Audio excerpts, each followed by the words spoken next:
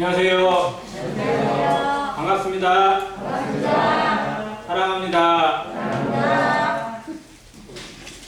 네, 진짜 봄 같습니다. 예배당 앞에 있는 장미가 지난주하고는 비교가 안 될 만큼 꽃이 한창합니다. 다음 주일쯤 되면 서로 사진 찍겠다고 서지 않을까 싶긴 한데요. 저 장미꽃을 보면서 벌써 횟수로 따지면 17년쯤 지금 돼가는 해거든요. 상당히 오래됐긴 했어요. 근데 저 정도까지 크게 될 줄은 실제로 많이 다듬은 거거든요. 저게 이재윤님이 또 다른 선생님들이 수시로 이렇게 다듬어서 모양도 만들고 또 뒤에 너무 뻗어나가는 것도 맞고 그런데도 불구하고 저 모양으로 이렇게 서기까지 참 기특하다라는 생각이 많이 듭니다. 저 꽃의 자람을 보면서도 우리 마음에 흐뭇함이 있는데 하물며 하나님께서 자기의 아들 독생자 예수 그리스도의 생명을 통해서 새롭게 태어난 성도가, 교회가, 그리고 그 영혼이 하나님 앞에 자라가고 꽃을 피우고 열매를 맺는 것을 얼마나 기뻐하실까요? 그래서 우리 마음에 이 하나님의 마음을 배워가는 한 시간이길 바라고, 또 아직도 하나님의 뜻을 온전히 깨닫지 못한 분이 있다면 정말 하나님의 살아계심을 경험하고 느끼고 믿게 되는 한 시간이 되길 또한 바라는 마음이 있습니다. 오늘 로마서 6장 교제하기를 원합니다. 로마서 6장입니다.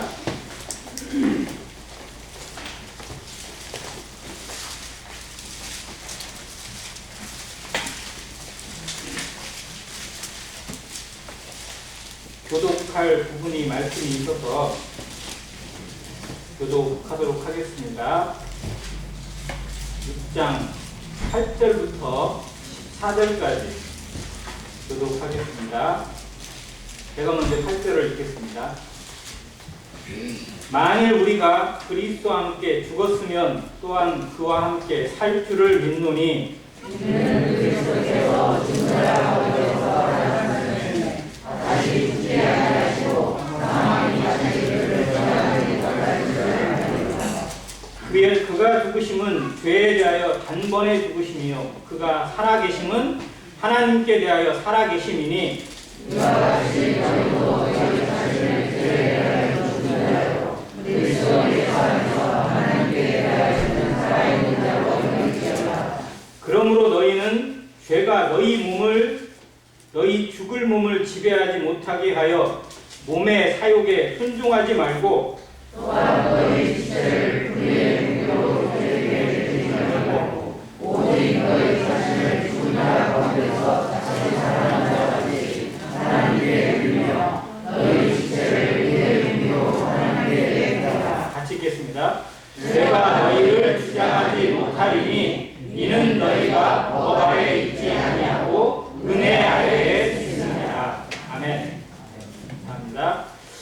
로마서를 다시 한번 훑어보는 시간을 갖고 있는데 그 전에 말씀드린 것처럼 로마서 1장 죄가 무엇인지 그 본질적인 죄에 대해서 찾는 말씀, 그리고 로마서 3장 정말 칭의가 무엇인지, 하나님이 주신 새로운 의, 하나님의 의가 무엇인지 지난 몇 주 전에 배웠습니다.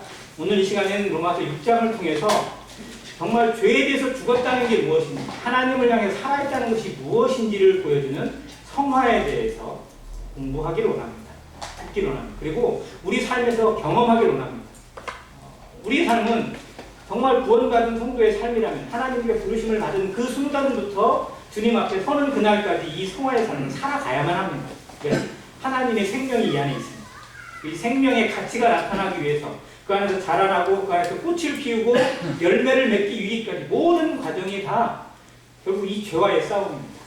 내 안에 있는 이 여전히 나를 괴롭히고 있고 성도의 삶을 괴롭히고 있고 우리를 여전히 육신으로 끌고 가려고 하는 이 죄와 어떻게 전쟁하고 있는지, 어떠한 성화의 삶을 살아가고 있는 것인지 우리 자신을 돌아보는 시간이 되길 바라고, 그것에 주신 하나님의 은혜의 말씀을 온전히 내 것으로 정말 잘 박힌 모처럼 내 마음에 깊이 박혀서 절대 흔들리지 않는, 요동하지 않는 신앙의 닻이 되기를 간절히 바랍니다.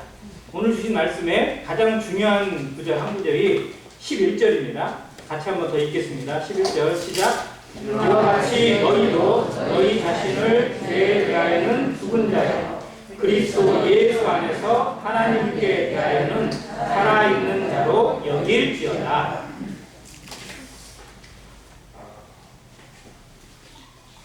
조금 흐름을 좀 보겠습니다. 아까 3장이 칭의, 즉 하나님의 의로 여기심을 받은 그 은혜에 대해서 이야기를 해줬는데요. 4장으로 가면 이제 구약의 사례를 통해서, 즉 아브라함과 다윗이 어떠한 믿음으로 하나님께 의롭다함을 얻게 되었는지를 보여주는 증거로 이렇게 은혜를 받은 것이다. 이렇게 의로움을 내는 것이다. 사람이 하나님 앞에 의롭게 되는 것은 이런 증거가 있다. 구약에도 그러했고 지금도 그러하다라고 증거해 줍니다. 5장으로 가면 하나님과의 이런 화평을 얘기합니다. 즉 죄에서 벗어나서 죄에서 건진받아서 이제 하나님과 화평의 관계를 누려가는 인생에 대해서 이야기합니다. 그 화평의 관계에 이제 뭐가 끼어드느냐? 죄가 여전히 끼어들고 있다는 사실을 발견하는 것입니다. 그래서 성화라는 과정, 그리스도와의 연합이 왜 필요한지 하나님과의 화목을 생각해보면 계속 필수적으로 얻게 되는 진리예요. 이거를 다른 책자에서나 다른 교리에서 뭐라고 하냐면 관계와 상태라고 얘기하고 신분과 상태라고 얘기합니다. 자, 구원받은 것은 하나님의 자녀로 택함을 받은 것은 하나님 편에서 이루어진 일입니다. 나는 그것을 믿었어요. 그러면 하나님의 자녀가 됐습니까? 안 됐습니까? 하나님의 자녀로 입적이 됐어요? 안 됐어요? 이건 신분입니다. 신분. 그런데 하나님의 자녀로 인쳐지고 하나님의 성령이 우리 안에 계심에도 불구하고 우리의 상태, 우리의 매일매일은 항상 일정한가요? 그렇지 않은가요? 그렇지 못해요. 이게 상태입니다.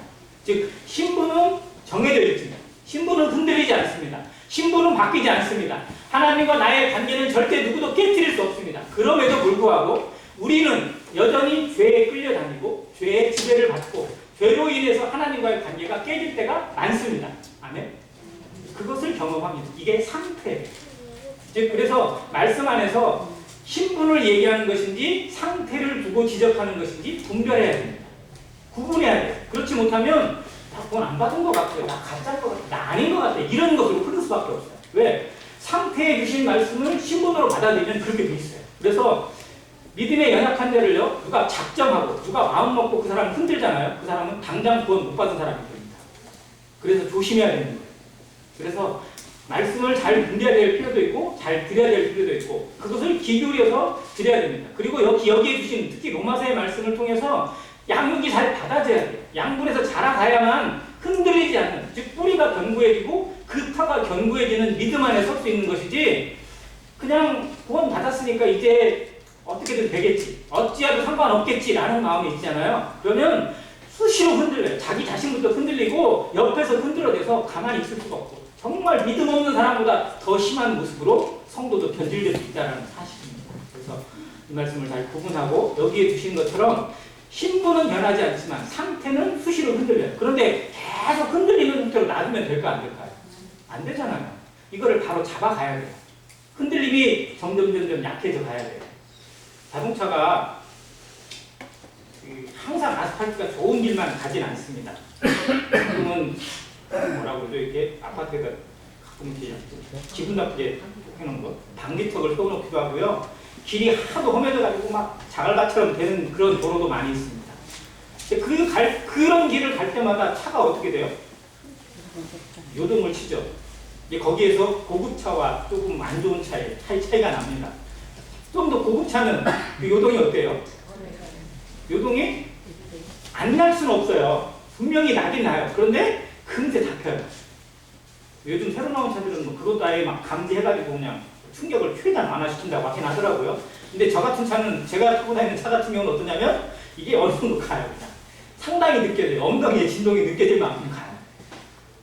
근데 신앙도 그렇다는 겁니다. 분명히 요동이 있고 요철이 있어요. 그런 방지턱을 만날 때가 많습니다. 그러면 그게 느껴져요. 옆에서도 알아요. 그런데 그게 계속 그러고 가고 있다. 이것만큼 불안한 게 없어요. 이거를 뚫어가는 것이 뭐냐? 하나님의 말씀이라는 겁니다. 그리고 그 말씀해 주시는 그 능력이에요. 성령을 주신 이유가 거기에 있고 말씀을 주신 이유가 거기에 있고 그 문제에 대해서 하나님이 모르시느냐? 알고 계신다는 거예요. 그래서 우리 앞에 놀라운 해결책을 주셨는데 불구하고 내가 그걸 모르니까, 내가 알지 못하고 내가 찾지 않으니까 계속 요동하는 가운데서 그냥 당황하고 뺑뺑이 돌고 어디로 가는지 모르는 신앙의 소용돌이 가운데 머물러 있을 때도 많다는 사실입니다. 그래서 오늘 말씀을 통해서 정말 우리의 신앙은 무엇인지, 내가 구원받았다는 것은 무엇인지, 구원받은 자의 성도의 삶은 어떻게 살아가는 것이 마땅한 것인지, 그것을 하나님이 어떻게 말씀으로 주셨고 어떻게 성령으로 인쳐 주셨고 어떻게 확증해 주셨는지 이 은혜의 말씀으로 양육받고 정말 내 안에서 단단한 식물을 먹을 수 있는 모든 안익교회 성도가 되시길 바랍니다. 자, 여기에 필수적으로 따르는 문제가 여전히 죄입니다.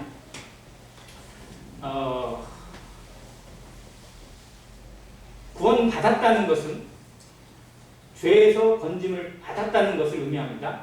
왜? 예수라는 이름은 그 이름을 예수라 하라. 이는 그가 자기 백성을 어디에서? 그 죄에서 건지실 자라. 그러면 예수 그리스도를 믿었다는 것은 죄에서 건짐 받은 거예요, 안 받은 거예요? 받았죠. 근데 그게 단계가 주어진다는 거예요. 그래서 구원의 3단계라고 얘기하는 건데요. 죄의 형벌, 죄의 결과, 우리가 아는 것처럼 지옥에 떨어지는 것, 지옥의 벌을 받게 되는 것에서 구원받은 것, 우리가 진짜 구원이라고 생각하는, 이거는 진짜 구원의 초보이고 구원의 시작에 불과합니다. 정말로 우리가 어떻게 보면 그것도 어마어마한 은혜이고 정말 이것도 다함이 없는 은혜이긴 한데 하나님이 주신 것은 거기에 머물지 않아요. 우리는 지옥에서 빠지는 것, 지옥에서 건짐받은 것에 머물러서는 절대 안 되는 존재들입니다. 하나님이 예수 그리스도를, 독생자를, 그 본체를 주시기까지 살아간 것은 그 수준에 머물라고 주신 것이 결코 아니라는 사실을 알아야 돼요. 이것은 죄의 결과입니다. 죄의 형벌이에요. 죄의 마무리예요. 죄 때문에 그렇게 될 것을 건지신 거예요. 그러나 하나님이 주신 구원은, 죄에 대한 구원은 죄의 능력에서도 구원받고 죄의 본질에서부터 구원받은 겁니다. 이것이 마지막 단계의 영화예요. 죄의 본질이요. 즉 죄가 없는 온전한 하나님의 거룩의 상태에 머물게 하시는 것, 이것이 하나님의 최종 목표 단계예요. 그러나 우리가 처음부터 그걸 온전히 깨닫고 우리가 온전히 받지는 못합니다. 그래서 단계가 주어지는 거죠. 그래서 그 과정에 있는 성화, 죄의 능력, 죄의 권세, 죄의 힘으로부터 건짐을 받는, 죄와 싸우는 단계입니다. 예전에는요, 구원받지 못한 불신자는 죄를 잘 알지도 못해요. 그리고 죄와 맞서 싸울 능력도 없어요. 상실했어요. 죄에 이미 속해 있기 때문에. 그러나 구원받았기 때문에 죄가 무엇인지 깨달아요. 아, 죄가 이런 거구나. 죄가 이렇게 무서운 거구나. 죄가 이렇게 정말 나쁜 거구나. 하나님을 벗어나는 게 죄구나. 그렇다면 이제 나는 어떻게 살아야 되나라는 생각이 자연스럽게 듭니다. 이게 거듭남의 증거 중에 하나예요. 이제 나는 그럼 어떻게 살아가야 되나? 이제 나는 어떤 삶을 살아가야 되나? 어떻게 하나님을 믿고 어떻게 하나님의 뜻을 분별하고 어떻게 하나님 안에 살아가야 되는가? 라는 생각이 당연히 주어져요. 이게 죄와 싸우고자 하는 준비 자세입니다. 그때마다 우리가 죄와 맞서게 되니까요. 죄가 계속 나를 건드리고 있는 것을 경험합니다. 그거를 이 로마서에서 보여주고 있어요. 내가 상태에 다시 넘어져요. 안 그러려고 하는데도 넘어져요. 죄를 지으려고 하는 사람은 없습니다. 세상에서 물론 없지만 성도들은 더더욱 그렇습니다. 죄 때문에 예수님이 이렇게 죽으셨는데, 저 죄 때문에, 나의 죄 때문에 예수님이 저렇게 고난을 받으셨는데 내가 계속 죄에 머물 수 없지. 이거 버려야지. 이거 안 해야지. 하는데도 어찌할 수 없이 끌려갈 때도 많다는 사실이에요. 그래서 하나님의 말씀이 우리에게 위로가 되고 성령의 인치심이 우리에게 힘이 되고 이 로마서 6장에 주신 것처럼 죄에 대해 죽은 자라고 하는 이 하나님의 선언이 우리에게 정말 필요하다는 사실을 보게 됩니다. 이제 조금 내용을 볼게요. 6장 1절에 보면 그런즉 우리가 무슨 말을 하리요? 은혜를 더하게 하려고 죄에 거하겠느냐? 이게 지금도 이런 주장을 대놓고 하진 않지만 아주 위험한 주장 중에 하나가 뭐냐면 이제 구원받았으니까 죄와 아무 상관이 없다. 죄 지어도 천국 간다. 틀린 말이에요? 맞는 말이에요? 맞는 말이죠. 죄 지어도 상관없다. 이게 정말 위험한 말이긴 하죠. 근데 문자적으로 따져보면 맞는 말이긴 해요. 근데 이렇게 가르치면 절대 돼야 안 돼요. 안 되는 거예요. 하나님은 그렇게 가르치신 적이 없어요. 물론 그걸 결과적으로 유치해보면 그렇게도 표현할 수 있지만 정말 그렇게 가르쳐서는 안 된다는 거예요. 왜? 은혜를 더하게 죄에 거하겠느냐? 결코 그럴 수 없느니라고 하셨어요. 죄를 가르치고 죄에 지어도 상관없다고 가르치는 건 어쩌면 사단의 속삭임에 불과해요. 정말 이것 때문에 얼마나 많은 문제가 나오는지 알 수 없어요. 우리가 아는 것처럼 구원파의 교리 중에 이러한 이걸 대놓고 구원파는 가르치진 않아요. 그런데 그들의 교리를 유치해 보면 이렇게 만들어져요. 이제는 무슨 죄를 져도 상관없다 이런 식으로. 물론 어떠한 죄 가운데 빠지더라도 그 죄의 유혹에 빠지더라 구원이 취소되는 거 아니에요. 신분이 바뀌는 건 아니니까 그의 구원이 없어지는 건 결코 아닙니다. 그러나 그렇게 성경은 가르치지 않습니다. 죄에 대해서 분명히 알아가야 되고 죄를 지배하고 죄와 싸워 이길 수 있는 성도가 되라고 우리에게 구원을 주신 것이지 죄와 상관없이 네 마음대로 살라고 구원을 주신 건 결코 아니라는 겁니다. 모임에 있는 지체들 중에 정말 이런 것에 잘못 배워서 여기를 제대로 배우지 못해서 엉망진창으로 된 가정, 교회가 많았습니다. 우리도 그런 사례들을 주로 들어왔고 또 보기도 했었습니다. 정말 위험한 교리 중에 하나예요. 물론 저도 죄를 지어도 상관없다고 구도자를 말할 때는 구도자에게는 그렇게 상상할 수 있어요. 왜? 사실 죄에 빠질 거 뻔하니까. 그렇더라도 하나님의 구원은 취소되지 않는다는 건 분명한 교리입니다. 그러나 여기서 가르치는 건 뭐냐면 성도가 하나님 앞에 나아가는 삶을 살아가고 있어요. 그 구원의 교리가 자라가기 위해서 정말 필수적으로 깨달아야 되는 게 뭐냐. 죄가 얼마나 위험한지 죄가 얼마나 무서운지 알라는 겁니다. 그래서 우리가 지금 은혜를 더 받기 위해서 죄에 거하면 되겠냐? 죄 지어도 은혜를 계속 받는 거니까 죄 지어도 상관없네 라고 말하는 자에게 이렇게 가르칩니다. 그런데 우리가 은혜를 더하게 되고 죄에 거하겠느냐? 그럴 수 없다는 겁니다. 이 죄에 거한다는 표현이 뭐냐면요. 죄를 잠깐 짓는다는 표현이 아니에요. 거한다는 건 뭐예요? 같이 사는 거예요. 같이 사는 거. 거한다고 하는 표현이 그거잖아요. 우리가 집에 거한다고, 누가 같이 거한다고 하는 거는 같이 사는 거예요. 즉, 죄를 애인 삼아서, 자기 가족 삼아서 같이 살아가는 모습을 버리지 않는 죄의 습관은 그냥 그대로 방치하고 있고 하는 모습을 여기서 죄에 거한다고 표현합니다. 그러나 성도는 죄에 대해서 민감해져 있어요. 죄를 더욱 분명히 알아갑니다. 구원받기 전에는요, 내가 죄인인 것에 대해서 어떻게 보면 요만큼밖에 몰라요. 내가 죄인이라는 사실에 대해서. 근데 구원받고 나면 내가 진짜 죄인이구나라는 걸 더 깨달아간다니까요. 왜? 죄에 대해서 분명히 다 알아가게 돼요. 아, 이것이 죄구나. 내 마음 중심에 정말 이런 죄가 끊임없이 일어나는구나. 내 본질을 알게 되고 내 속을 알게 되니까 하나님 앞에 진짜 이 구원의 가치를 더 알게 됩니다.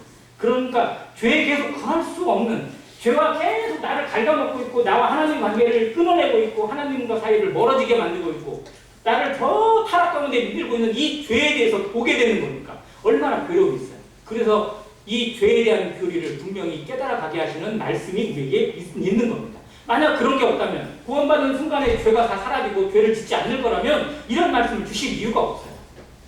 우리에게 여전히 죄가 있기 때문에 이걸 주십니다. 그리고 요한 1서도 실제로 이 죄에 대해서 정말 중요한 교리들을 주시는 말씀이에요. 그래서 나중에 정말 필요하시면 요한 1서의 말씀하고 같이 한번 읽어보시기 바랍니다. 자, 그래서 이 세례를 가르쳐줍니다. 여기서 말하는 세례는 우리는 당연히 성도가 받는 물침례를 얘기하지만 실제로 이 문자적인 의미는 예수님으로 말미암아 받게 된 구원받을 때 받는 성령 세례를 의미하는 것입니다. 의미적으로는요. 그래서 우리가 예수와 함께 세례를 받았어요. 그때 우리가 물에 잠깁니다. 잠길 침자를 써서 헬라어로 베프티조라고 해요. 집어넣다라는 의미예요. 자, 물에 잠겨요. 그리고 다시 꺼냅니다. 이게 아무것도 아닌 것 같지만요. 진짜 영적인 의미로 놀라운 의미가 담겨 있어요. 그래서 여기에 이걸 로마서 6장에 풀어주고 있습니다. 자, 그러므로 우리가 그의 죽으심과 합하여 세례를 받음으로 그와 함께 뭐 되었다고요? 장사되었나니 이는 아버지의 영광으로 말미암아 그리스도를 죽은 자 가운데서 살리심과 같이 우리로 또한 새 생명 가운데서 행하게 하려 하십니다. 그래서 우리가 침례식을 다른 교회로 장례식이라고 얘기합니다. 이제 인간 장현수는 장례되었고 성도 장현수로 살아가는 의식. 예전에 나는 죽었고 이제 새 생명, 이게 거듭남이잖아요. 거듭났다는 건 새로 태어났다는 거예요. 그러면 새로 태어나려면 이전은 어떻게 돼요? 죽어야 되는 거죠. 그래서 죽었고 새로 태어나는 이것을 침례고, 그러니까 약식 세례로 물 뿌리는 이 세례를 통해서 정말 그걸 받는 사람들도 얼마나 경건한 마음으로 정말 고상한 마음으로 받겠어요. 그러나 정말 성경적으로 이 의미를 더 새기려면 침례가 분명히 맞다라는 사실을 생각합니다. 저는 한 가지 퀴즈 낼게요. 근데 한글 성경에는 침례라고 기록됐어요? 세례로 기록됐어요? 세례로 기록됐죠. 이 침례로 기록되면 좋겠죠. 그래서 어떤 일부 성경학자들이나 성경을 번역하는 쪽에서는 침례로 기록한 성경도 있긴 있어요. 침례교 쪽에서는 그렇게 일부러라도 합니다. 근데 왜 이렇게 되냐? 대한성서공회에서 투표를 했어요. 이걸 세례로 적을까 침례로 적을까? 근데 대한성서공회, 우리나라의 대한성서공회의 회원들, 거기를 투표권을 가지고 있는 회원들 중에 어느 쪽이 많을까요? 교파로 따지면 장로교가 많아요. 침례교보다. 그래서 투표를 했는데 장로교 쪽이 많아서 이겼어요. 그래서 세례로 기록을 하기로 한 거예요. 의미는 분명 침례가 맞습니다. 자, 그 침례가 가져주는 의미를 생각하라는 거예요. 만일 우리가 그와 죽으심과 연합한 자가 되었으면 그의 부활과 같은 모양으로 연합한 자도 되는 것입니다. 자, 여기에 원칙이 있어요. 첫 번째 원칙, 아까 읽은 것처럼 9절에 있습니다. 이는 그리스도께서 죽은 자 가운데 살아나셨음에 다시 죽지 아니하시고 사망이 다시 그를 주장하지 못할 줄을 뭐 한다고요? 알미로다. 자, 이게 믿음에 있어서, 즉 성화의 삶에 있어서 첫 단계입니다. 아는 거예요. 자, 믿음은 깨달음입니다. 어떻게 보면 믿음은 행동이나 뭐 이것에 따르는 것들은 분명 뒤에 따르긴 하지만 가장 근본은 깨달음이에요. 그래서 골로새서 1장에서도 너희가 하나님의 은혜의 부분을 깨달은 날부터 이렇게 잘한다고 기록되어 있어요. 우리가 믿음을 얻기 위해서, 믿는 자가 되기 위해서 뭔가 특별한 일을 해야 되거나, 뭐 특별한 경험을 해야 되거나, 환상을 봐야 되거나, 꿈을 꿔야 되는 건 결코 아닙니다. 말씀이 정말 그러한 것, 하나님의 말씀이 내 안에 깊이 박힌 것처럼 내 마음에 박힐 때, 그렇구나라고 깨달아지는 것 자체가 그야말로 믿음이에요. 그래서 믿음 어떻게 보면 되게 단순합니다. 너무 간단해서 의심이 들 정도예요. 내가 정말 믿는 거 맞나? 이런 생각이 들 만큼. 여기에 저는 그렇게 생각합니다. 아직 우리가 구도자라고 하지만 정말로 믿는데도 불구하고 자신이 믿었다는 사실을 제대로 확신하지 못하고 있는 구도자도 분명 있을 거라고 생각이 들어서요. 그리고 그렇게 살아가는 사람도 있습니다.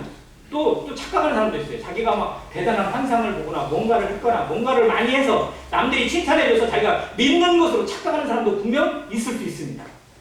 정말 믿음은 단순해. 하나님의 말씀을 알고 듣고 깨달은 것. 이것 자체가 그야말로 하나님이 주시는 믿음입니다. 이건 깨달음이요. 내가 막 알고 싶다고 해서 그냥 알아지는 게 아니고요. 지식이 똑똑하고 박사, 교수가 되는 사람도 아무리 이 말씀을 들어도 못 깨닫는 사람이 얼마나 많은지 몰라요. 그러나 이 말씀을 깨닫는 건 성령의 은혜입니다. 성령께서 그의 마음을 터치해 주시고 그의 마음 가운데 찾아와 주셨기 때문에 그의 마음이 열리고 이 하나님의 말씀이 정말 내게 주시는 하나님의 능력의 말씀으로 하나님이 직접 나에게 들려주시는 말씀으로 들려지는 것입니다. 내 인생을 주장하고 내 운명을 결정짓는 하나님의 말씀으로 들리는 말씀을 우리가 들었습니다. 그 말씀에 순종했습니다. 그리고 그 말씀에 합하여 침례를 순종했습니다. 여기에 있어요. 우리가 이 말씀에 그리스도와 연합한 자가 될 줄을 압니다. 알아가는 것이 중요한 것이 왜냐면요. 우리가 그리스도를 너무 몰라요. 하나님을 너무 몰라요. 하나님을 너무 몰라서 문제인 거예요. 모르는데도 불구하고 자기가 안다고 착각을 하는 것이겠죠. 세상에 TV에나 어떤 채널이나 이런 거를 넣을 때마다 박사들이 너무 많아요. 요즘은 연예인들도 전부 다 박사들이라고 뭐 한마디 나오면 막 서로 막 이 얘기 저 얘기 해가지고요 시끄러워요. 왜 이렇게 똑똑한 사람들이 많은지 모르겠어요. 근데 정말로 어떻게 보면 겉똑똑이 많죠. 왜? 자기도 안 하면서. 자기가 그렇게 하면서 그 얘기를 하면 정말 권위가 있어요. 그런데 하지도 못할 거면서 꼭 남들이 하는 것만 판단하고 얘기하고 하는 사람들이 너무 많아요. 성도들도 그럴 때가 있더라고요. 자기는 못하면서 같이 막 이렇게 해야 되고 이렇게 해야 되고 이렇게 해야 되는 것처럼 막 가르치고 온갖 지식으로 이야기를 할 때가 있어요. 저도 그럴 때가 얼마나 많겠습니까? 그래서 두려워요. 그러나 진짜 아는 것은 경험하는 거죠. 하나님을 경험하는 것, 그리스도를 경험하는 것. 그리스도를 경험한다는 건 그리스도를 알아간다는 건 그분과 함께 사는 겁니다. 죄와 함께 사는 것이 아니라 죄에 거하는 것이 아니라 이제 죄를 버리고 그리스도와 함께 사는 삶을 선택하는 거고 그게 구원의 시작이었고 구원의 완성입니다. 우리는 구원받은 자로서 그리스도를 내 마음에 영접한 자들입니다. 성령이 내 안에 모셔진 자들입니다. 성령이 내 안에 들어와 계세요. 성령이 내 안에 계시는 것을 인정합니까?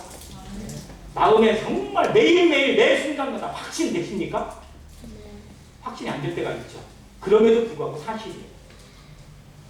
사실은 바뀌지 않습니다. 진리는 바뀌지 않습니다. 그것을 알아야 돼요. 내 상태에 관계없이 하나님이 내게 주신 신분은 바뀔 수 없고 하나님이 내 안에 계시다는 사실은 바뀌지 않는다는 사실을 알아야 됩니다. 내가 인정하지 않는 순간에도 하나님이 살아계심을 인정하지 않는 그 순간에도 하나님은 여전히 살아계시고 세상을 주관하고 계시고 모든 인생들의 생사 화복을 주관하시는 분이심을 믿어야 되는 것처럼 우리 성도들의 삶도 그리스도와 함께 거하고 있고 성령이 내 안에 계시다는 사실을 인정하고 알아야 됩니다. 이것이 알입니다. 첫 단계예요. 성화의 삶의 첫 단계입니다. 두 번째는 아까 읽은 것처럼 11절에 있습니다. 이와 같이 너희도 너희 자신을 뭐에 대해서는 죽은 자요? 죄에 대하여는 죽은 자요. 그리스도 예수 안에서 하나님께 대하여는 살아있는 자로 뭐하라고요? 여길지어다. 따라해주세요. 여길지어다. 여길지어다. 자, 아는 것과 여기는 것의 차이가 뭘까요? 사실과 믿음. 사실이 주어져 있는 거예요. 그거를 내 것으로 갖는 겁니다. 확신하는 거예요. 그걸 붙잡는 겁니다. 이게 여기다라는 의미예요. 헬라어로 로기조마이로 표현됐습니다. 로기조마이. 이 단어가 의미하는 게 뭐냐면 회계적인 의미예요. 기입하다, 장부에 기입하다라는 뜻이 로기조마이예요. 원어로 로기제스인데요. 장부에 기입한 거예요. 제가 그래서 옛날에 그 표현을 했어요. 통장에 찍혀 있는 거예요. 자, 누가 저한테 돈을 1억을 송금했대요. 그럼 좋을까요? 1억을 송금했대요. 근데 그 얘기를 들었어요. 근데 제 돈에 있어요, 없어요?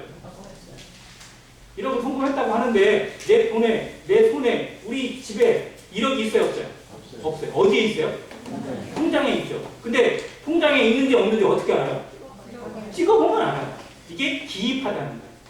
자, 내 손에는 없지만 기입하신 거예요. 누가 기입하신 거예요? 여기에는? 하나님이 기입하신 거예요. 하나님이 우리 마음판에 기입하셨고 성경에 기록하셨고 우리 모든 세상에 향해서 선언해 주신 겁니다. 하나님의 약속은, 하나님의 말씀은 일점 위력도 없어지지 않습니다. 천지는 없어지겠으나 내 말은 결코 없어지지 않습니다.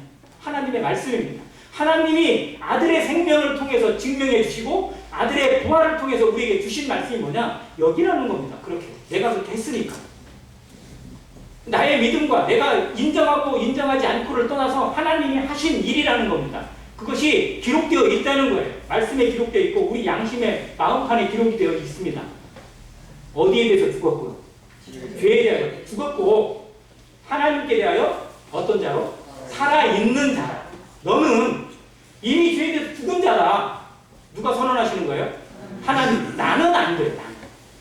나의 입장에서는 여전히 죄에 대해 살아있는 것 같고 죄가 나를 주장하는 것 같고 죄에 끌려다니고 있고 죄와 계속 거하고 있는 것 같고 죄에 그냥 어울러 살고 있는 것처럼 여겨지지만 하나님은 그렇지 않답니다. 하나님은 너는 이미 죄에 끝났어. 죄와 죽었어. 죄와 단절되어 있어. 라고 선언해 주시는 거예요. 그걸 그렇게 여기라는 겁니다. 그게 받아들이라는 거예요. 이게 여길지어다. 하나님의 말씀이 그렇구나 라고 알았어요. 그렇다면 내가 흔들릴 때가 있어요. 얼마나 자주 흔들리는지 몰라요. 우리가 그걸 경험하잖아요.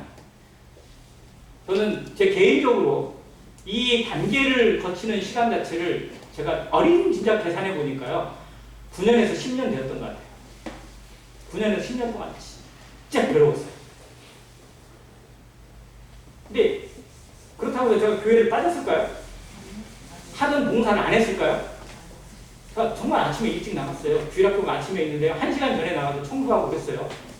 가서 청소하고 뭐 하고 주일학교들 같이 하고 예배 드리고 뭐 오후에 막 하고 막 오후에 같이 있으면 또 막 즐겁게 계속 해요. 그렇게 했어요. 그런데도 그 와중에 계속해서 저와 싸웠어요.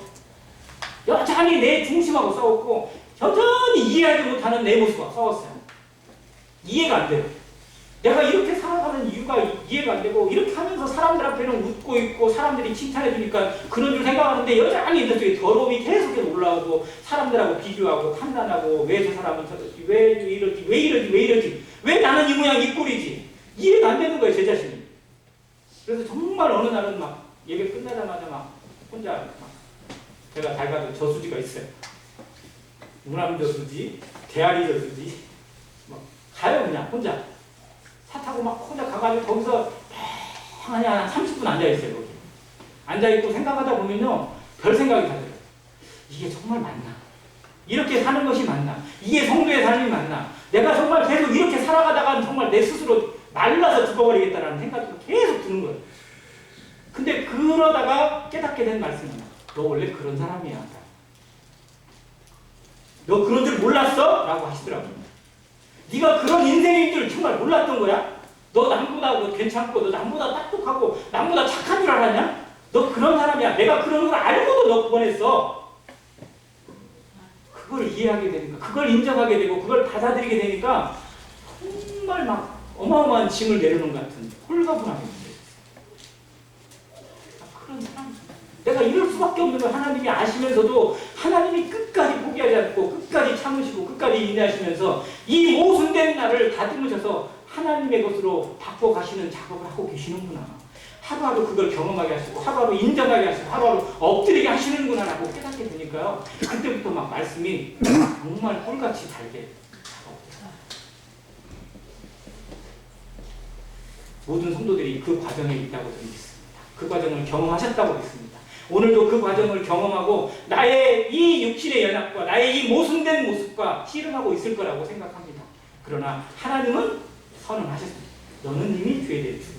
내가 너 그런 줄 이미 알았지만 이미 알고 있지. 왜? 내가 창조자인데 너를 모든 것을 지으신 하나님인데 내가 너를 그럼 모르겠니? 너는 모르지만 나는 안다.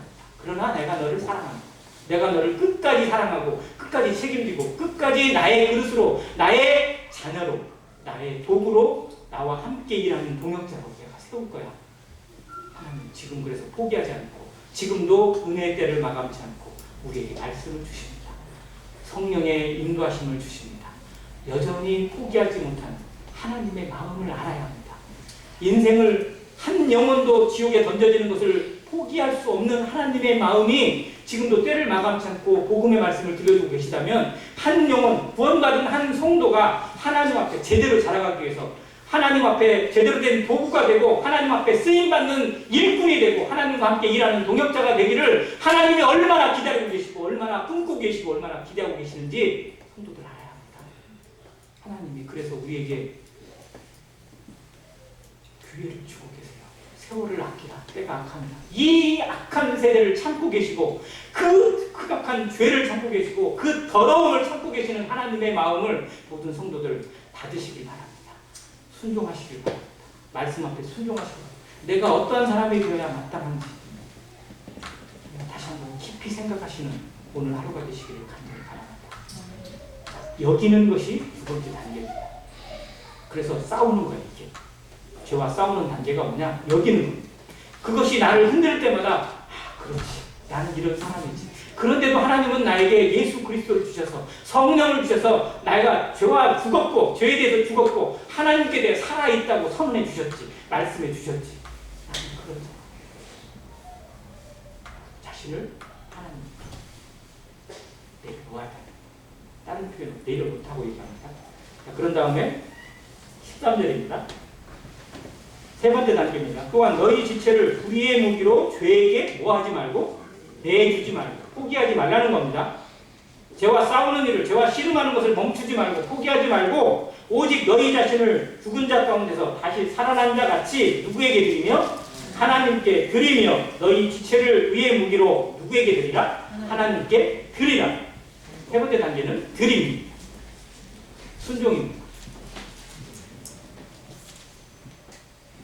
나를 사랑하신 하나님의 사랑이 어떠한지를 압니다. 그리고 그 사랑에서 결코 누구도 나를 흔들 수 없고 죄에 대해서 이미 죽었고 하나님께 대해 살아있다라고 말씀하신 그 말씀을 내 것으로 내게 주신 하나님의 언약으로 하나님의 약속으로 하나님의 보장으로 여깁니다. 이 여겼으면 이게 뭐가 나와야 돼요? 반응이 나와요. 이 반응은 자연스러운 겁니다. 밥을 먹었어요. 배불리 먹었습니다. 그러면 몸에서 포만감이 느껴지는 게 막 내가 막 느끼고 싶어서 느끼면 자연스럽게 다. 이건 반응이에요, 반응. 억지로 해서 내는 게 아니고 그냥 그것이 내 안에서 여겨지면요. 내 안에서 말씀이 들어오게 되면 하나님의 말씀이 내게 정말 잘 박힌 것처럼 내 안에 소화가 되어지면 그 순간에 나타나는 반응이 뭐냐? 드림입니다. 순종이에요. 그래서 순종은 억지로 되어지는 순종이 아닙니다. 물론 때로는 억지로 해야 될 때도 있어요. 내게 막 계속해서 막 그런 감정이 일어날 때도 실제로 순종해야 돼요. 이거는 다른 표현으로 복종입니다. 그러나 순종은 대부분 자연스러워. 아, 하나님 말씀이 그렇지. 그러면 그렇게 해야지. 아, 내 주인이지. 그러면 내가 어떠한 일이 있더라도 주님 앞에 서기를, 주님께 예배 드리기를 힘쓰는 자가 되는 게 나타나. 우리 안에 계속해서 그걸 주시는 거예요. 성령이 주시는 음성이 내게 들어와서 내 안에서 나타나는 반응, 이것이 드림이고 순종입니다. 성도의 삶이 지극히 자연스러워야 되는데도 불구하고 우리는 부자연을 자연스러운 것처럼 착각할 때가 있어요. 순종이 막 대단한 것처럼 착각하고요. 순종하고 있고 봉사하는 것이 어마어마한 것처럼 착각할 때가 있어요. 실제로 그건 하나님이 하시는 일이고 말씀이 하시는 일입니다. 말씀이 내게 들어와서 이루시는 역사가 순종이에요.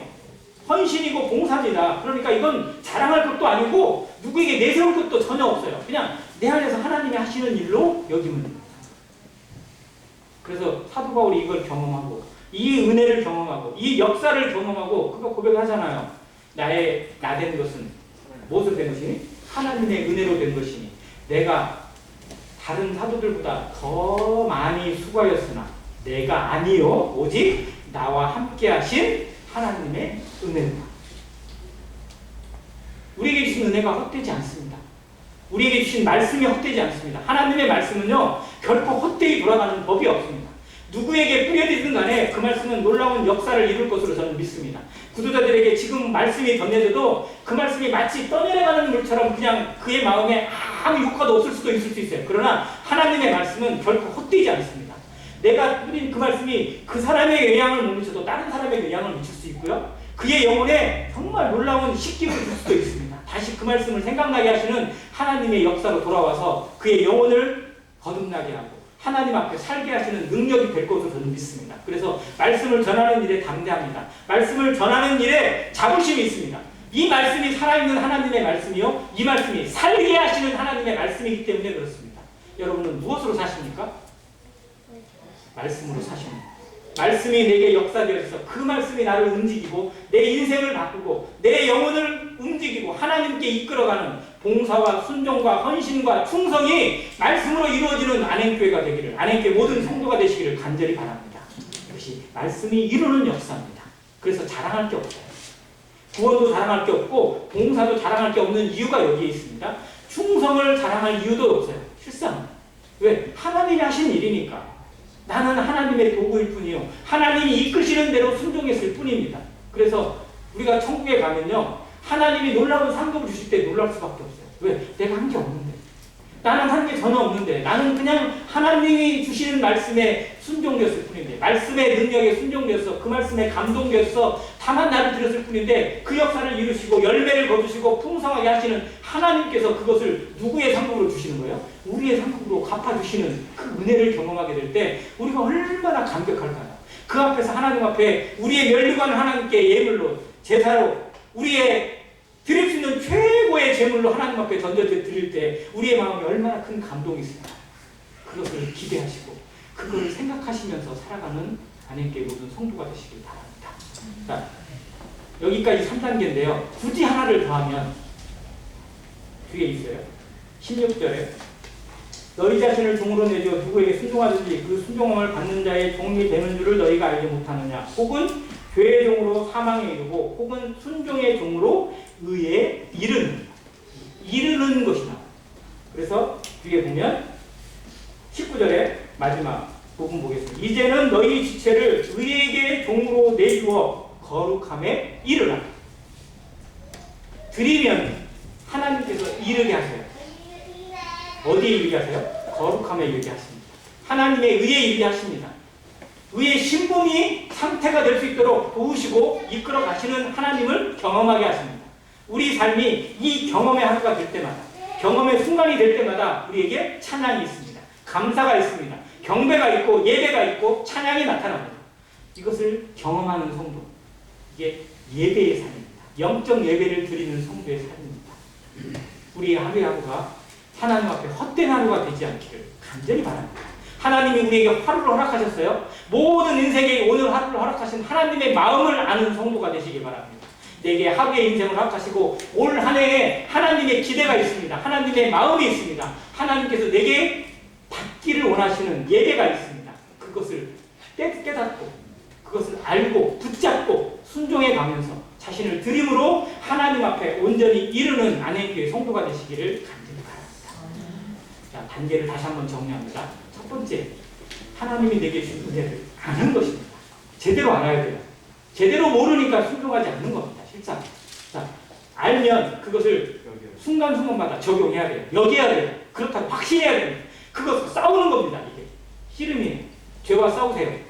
죄가 나를 넘어뜨리려 할 때마다, 죄의 유혹이 찾아올 때마다 싸우시길 바랍니다. 죄에게 선언하세요. 사망아, 너는 끝났다. 사망아, 너는 이미 끝났다. 예수 그리스도께서 이미 너에게 죽음을 선언하셨다. 너는 끝났다. 나는 끝났다. 예전에 나는 이미 죽었다. 이거를 삶에 실천했던 사람 중에 하나가, 우리가 뭐 성자라고 거의 표현을 할 정도로는 어거스틴입니다. 어거스틴이 정말 구원받기 전까지 얼마나 타락한 삶을 살았는지, 그가 창녀하고 관계를 해서 사생활을 나왔어요. 만이교에 빠졌어요. 그때 당시에 유행했던 이단 종교인데요. 거기에 심취돼가지고 막 이상한 곳에 빠지고 주문해 오고 막 이러고 살았어요. 어머니가, 부모님이 정말 그 자식 잘 되라고 막 그 아프리카 거기까지 그냥 유학을 보냈는데 거기가 헛짓거리만 하셨어요. 그러다가 어머니 모니카의 기도로 그가 정말 하나님의 은혜로 구원받습니다. 그러니까 로마서 그 말씀을 통해서 구원받고 나서 이게 바뀌잖아요. 삶이 변화되잖아요. 그런데 갑자기 그 앞에 자기랑 친하게 지냈던 여자가 나타났어요. 자기랑 막 잠도 같이 자고 막 그랬던 여자가 어느 날 딱 앞에 보인 거예요. 그러면서 막 아는 체를 하고 찾아와요. 앞에 반가운 듯이 이렇게 어떻게 해야 되겠어요? 모른 척하고 뒤로 돌아가세요. 그것도 이상하잖아요. 그래서 앞에 가면서 어거스틴이 정말 여러 생각이 들었답니다.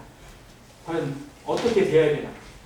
정말 저 여자는 이제 나랑 상관이 없는데 난 어떻게 대해야 되나? 그래서 그 앞에 가서 정중히 인사하면서 당신이 예전에 알던 어거스틴은 죽었습니다. 라고 이야기합니다. 예전에 나 정말 죽었습니까? 어디에 나는 정말 이제 죽었다고 선언하시길 바랍니다.